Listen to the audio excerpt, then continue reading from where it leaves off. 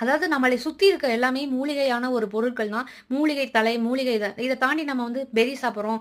அ அதாவது இறக்குமதி பண்ண பழங்கள் சாப்பிடுறோம். நம்ம அத நோக்கி ஒரு மோகத்துல போயிட்டு இருக்கோம். அதெல்லாம் நம்ம கண்ணால கவரப்பட்டது. நான் ரீசென்ட்டா Amazonல ஒரு விஷயம் அதாவது ப்ராடக்ட் ஆர்டர் பண்ண போயிருந்தேன். அப்ப பார்த்தேன் இந்த சொடக்கு கீரைன்னு சொல்லுவாங்கல்ல, மொடக்கத்தான் கீரை. அது எங்க ஊர்ல சொடக்கு செடி, அந்த பழம்லாம் நல்லாருக்கும். அத ஆன்லைன்ல நான் பார்த்தேன். அந்த மொடக்கத்தான் கீரையோட அந்த பழம் இருக்குல்ல, அது 1 கிலோ ரூ. 8,000 போட்டிருந்துச்சு. நம்ம ஊர்ல வேலியில அது பாட்டு கிடக்கும். ஆடு, மாடு மேயும். சில பேர் அத பறிச்சு சாப்பிடுவாங்க. ஆனா சில பேர் அத வந்து நாகரிகம் கருதி இப்ப சாப்பிடுறதில்ல. மக்களே, அமேசான்காரன் ரூ. 8,000க்கு விக்கிறான். அப்ப அது எவ்வளோ யூஸ்ஃபுல்லான அதாவது யூஸ்ஃபுல்லான ஒரு ஒரு ஃப்ரூட்டா இருக்குன்னு பார்த்துக்கங்க. தயவுசெய்து அத பார்த்தா பறிச்சு சாப்பிடுங்க. அமேசான்காரன் ரூ. 8,000க்கு விக்கும்போது நம்ம போய் வாங்கி சாப்பிடக்கூட நெலைம நமக்கு வந்துரக்கூடாது.